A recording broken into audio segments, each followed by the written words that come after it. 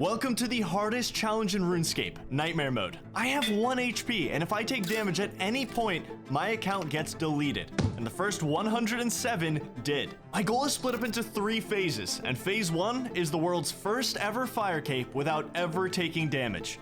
I can't believe I got a rune chain body on my first Calphite Guardian kill. What an absolutely insane upgrade for me. That's rarer than repairing 5 railings in the dwarf cannon on your first try, guys. The road to 43 prayer without taking a single point of damage continues, and soon we're gonna have to take some risks to get some gear we're gonna need for the fire cape. Okay, second kill down for 132 coins. I'm not grabbing those. Can I lure this one? Oh my god, this is always a terrifying process. Okay, I can't lure that one. I have to be really, really careful. I might even be worth hopping worlds, but this one just spawned, so I'm gonna attack this one. This process will just always be... Oh, it's always so scary. God, dude. I need to kill 21 more of these, and even though I'm getting amazing Slayer XP per kill, they take about 3 minutes each. Don't get me wrong, though, it's great because right now, every Slayer task I get is a risk. I could land on something that I just can't complete right now, which will basically run my Slayer journey right into a brick wall. But until then, we just need to keep getting tasks just like this one. There's 21 Slayer and another kill for... Oh, yes, I'm so happy about that. Let's telegrab that. I don't really want to risk running over there. But that is such a nice drop. That's 1 in 64. That's 3 kills for a rune chain and a mithril axe. I'm so happy with that. Anything else that happens during this task, I don't even care. I could get nothing for the rest of it now. 22 Slayer, Desert Lizards, another task I really don't want, and 10 Chaos Runes. That's probably worth a telegrab, I'm gonna say. That's definitely worth 1 law rune. I had to stay super locked in for this entire task to make sure I don't misclick or mislure, but eventually I started to get a little paranoid. If I run out of runes during this task, my autocast is gonna get disabled, and I will run up and start bashing the Calphite Guardian with my staff. And with only a few hundred casts left, I decided it's time to leave while I'm aware of this and keeping track of it. I can still get some amazing drops from these guardians, and once the task ends, I can't kill them anymore since it's a Slayer only cave. So it was time to make some preparations before we come back and finish it. But first, it's recently come to my attention that I'm not a full stack web developer yet, and that makes me angry. Thankfully, today's sponsor Covalence is here to make it the easiest process in the world for me to get there. Covalence is an online technical trade school that has trained hundreds of students to do exactly that, and I feel like they're just different, you know? What I mean by that is the real value you get out of their newest membership, Covalence Plus. You can learn at your own pace and build your skill set as a software developer with over 500 hours of content and over 50 labs to start building real projects as soon as possible. Not to get a grade or pass a class, but to truly master the material. It's so much more than just traditional learning. You have best-in-class curriculum with AI-powered lab reviews, on-demand quizzes to test yourself, and real-time Q&A. Not to mention their entire Discord community ready to help whenever needed, including the Covalence team themselves. Whether you're learning to code for the very first time or you just want to learn a new skill, check out Covalence Plus. It's such a good deal. They've given me an exclusive offer to pass down to you. If you use code SETTLED108, you will get 57% off 6 months. That's $99 for every single thing I mentioned. Click the link in the description or scan this QR code on screen. Make sure to use code SETTLED108. That'll get you everything I talked about on a massive discount. Go check out Covalence, learn something, and now back to Nightmare Mode. I've made a stunning realization that I am broke for the 19th time. I can't buy runes, so I think you guys know what that means.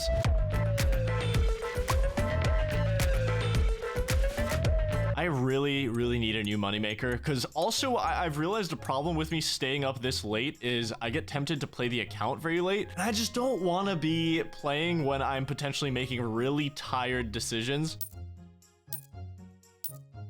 Okay, that is a full run through every single world. Ended up with 53k, so I actually think that beats out my last gem session, which I thought was like the greatest of all time. On my way to 99 crafting, 47 already just from the gems. This is going to be my final investment into magic training. All 50k of this is going on Fire Strike casts, but after this, we are making a massive pivot. We're going for the weapon of the gods, the bone crossbow. I wasn't even sure if I could get this thing on Nightmare Mode, but I went through every single inch of the Lost Tribe quest, and as long as I'm careful during it, I can't take damage, which means the bone crossbow is on the table. It's so much better than Fire Strike, and I'm not going to be using magic in the mid game. It's all going to be range. I'll be using range for the fire cape, so this is my last hurrah on magic, and I think I'll be happy with whatever level this gets me. and we'll have all our teleports, and then it's bone crossbow time. The only problem I really see is I need 13 thieving for this quest. You can't train thieving without taking damage at level 1, so I just gotta figure out like a quest reward or something to get that. It's time to finish up this Caliphate task, hopefully get another drop or two, and get a ton of Slayer XP. We've got a lot to do. This Scorpion is unaggressive to me now, which is nice. I'm 35 combat.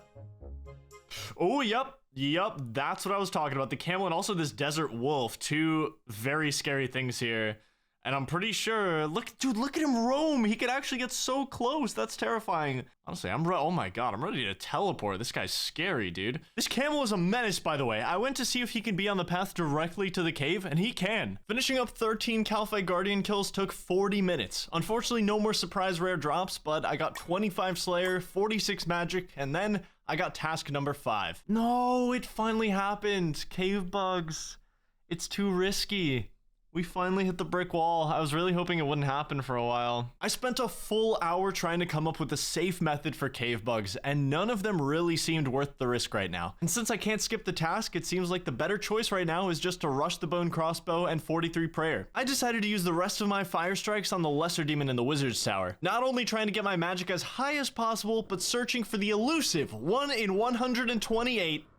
Yes, Rune Med Helm. Yes, I'm so happy about that. 1 in 128. We got it pretty dang early too. I still have 1700 casts. We're almost 50 magic too. I was literally like 3 hit splats away. You might remember we need 55 combat just to get to the Dark Altar for our prayer method, and getting defense levels is gonna get us there much faster. I did almost all of these kills with defensive casting on to train my defense, and ended up getting 50 magic and 28 defense before I left. Before I set out to get the requirements for Lost Tribe, I had one small goal remaining. I wanted 50 crafting to make myself a strength amulet. I don't remember when I got this clue scroll. I think I got it from like an imp or a goblin or something. And the first step is Drainer Manor. There are undead trees outside the manor that can hit you for up to 3 damage, and they're aggressive, so that's what I have to watch out for, but I'm pretty sure there's none outside the gates.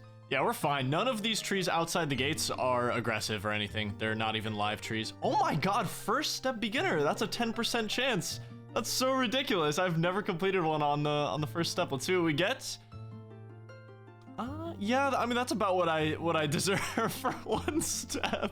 Wait, I did get a rare drop, guys. What? That's so crazy. What is that all about? Back to the 50 crafting goal. I bought sand and soda ash to make glass, and in just about an hour, I had the level. And there's 50 crafting. It didn't take long at all. Glass is so fast, and I got so much XP from the gems over the last few days. We can now make ruby amulets. Let's go make this thing. You can buy yourself a ruby from the Arty Gem Trader. What is this furnace? It's so awkward. Has anyone ever used this? It's so far from a bank, and just the layout of it is so awkward. All right, well, there's our nice little strength amulet. Gives me 1 entire max hit, which is pretty significant when I have like 3 of those. One last stop, and then it's time to enact the thieving master plan. I did find a way to get 13 thieving for Lost Tribe. It's gonna be a little risky, but as long as we're prepared, we're gonna be okay. I spent about half an hour at Seagulls just burying every single bone, getting my defense up. I plan to slowly inch my way to 40 to wear our brand new upgrades. Okay guys, it's time to do the fight arena quest. I've been putting it off, but this is gonna get the blood pumping for sure. There are 3 bosses to kill for this quest, but if I manage to kill them, I get 2000 thieving XP for the quest, immediately getting me to 14. That's more than I need for the Lost Tribe. While I've been killing seagulls, I've gone through the entire quest guide. I went through a little video refresher as well. I mean, I've done this quest like 11 times. Recommended combat level of 50. I do not have that. That's all right. Every boss is safe spottable. We should be okay. This is a pretty short quest, 5 to 10 minutes. Smells like a guard uniform in here. Pretty much every plot in this game has getting someone drunk at some point, so naturally it had to be in this quest too. We're about to have our very first fight. We should be fine. I just need to run west immediately once it comes out of the cage, and I should be able to do that for all of them, but let's rescue this little fella. Oh, brother, your nightmare mode journey is over. Okay, go, Wes, go. Oh my God, he's coming. Look at him go. Okay, put on the armor just in case. Safe spot behind this corpse, and we are chilling. Okay, now we just fire strike him behind here, and we're good. 2 more bosses after this. Okay, nice and quick. Now we get transported back into our cell. Next is the scorpion. That's so weird. I wanted to put my armor back on, but it just put me straight into the next fight. No! No! What just happened? I can't process. Oh, literally, I'm so disappointed. Not only myself, but I'm also like, I'm so confused. I genuinely need to gather my thoughts because I can't explain why I'm so frustrated right now. Where do I even begin? This all happened so fast. Let me set the scene for you. Fight Arena was released in 2002. This is a 22-year-old quest. And unlucky for me, it received its first update in over 2 decades around 3 to 5 months ago. Before the update, once you defeat the ogre, you're transported back to your cell and you can talk to Hengrad. After you finish talking to him, there's about 10 to 15 seconds of idle time. You're waiting for a guard to come get you. This is where I normally would have switched into my armor. That guard then escorts you step by step to the door. You have a full view of everything on your screen. You see yourself enter, you see the scorpion coming toward you. This is no longer the case as of a few months ago. Half of the scenes in this quest are now cut and replaced with a fade to black, including when you're in the jail with Hengrad. In fact, you spawn in there immediately talking to him. It's not an option. This essentially prevented me from switching back into my armor, and gave me almost no time to react to the scorpion. Rather than seeing it come toward me as I enter, the new version of the quest faded me in and out of black to spawn me in the arena. This scrambled my brain so badly that I panicked. My first instinct was to run west like I did with the ogre. My next one was to hit my prayer book and get to protect from melee, but I don't have protection prayers, and by then it was too late to teleport. I should have teleported. Absolutely, that's a huge mistake on my part. I had a 40% chance of surviving this hit, and if this quest had just gone the same as the other 11 times I've done it in the last decade, I would have at least put my armor on and had a 76% chance. And not only that, but I would have had significantly more time to react to the situation, all because of a random, undisclosed update to a 22-year-old quest. I don't think any other quest has had an update like this, and that's the harsh truth of this mode. One tiny oversight, one small mistake, one panicked moment is all it takes. But that's what makes it so special and why I was so addicted. It's the most vulnerable account ever made on the game, but this is not how this story ends. No way. Lowlife 108 is gone. The password is deleted. I'll never log on again, but he did not die in vain. I think getting a fire cape on an account that has never taken damage is one of the most insane psychotic goals ever set in the game, and I want to do it, no matter what. And I also knew that this account was super special. It passed 2 insane RNG checks. I mean, how could I possibly live up to that? Well, I thought of a way to not just live up to Lowlife 108, but make an account that's even more special, with better odds of getting the fire cape and going beyond it. When it comes to Dwarf Cannon, let's just say I don't have enough money to go for another 300 attempts at completing it, but I might just have a surefire way to fix those railings without trying 300 times. We'll just have to see. 108 taught me valuable lessons that I'm instantly employing into my next life. No more playing once I feel tired, and quests? I have to test more thoroughly. I can't fully trust guides or my game knowledge. I have to meticulously test things myself. It was time to employ a high-risk, high-reward strategy on my new Nightmare account that could completely blow Lowlife 108 out of the water, but we need to establish one important rule. As soon as I have a Nightmare account that lives for 100 hours, it is final. There will be no more resets. We'll just be trying to make it the greatest account to ever grace the game. This account's gonna be different. Not only are we playing it way better, more careful, better start, better route, everything optimized. If we can just get our hands on one insanely risky item, that's all we need. One item. We are set. This is an RNG check I just completely forgot about.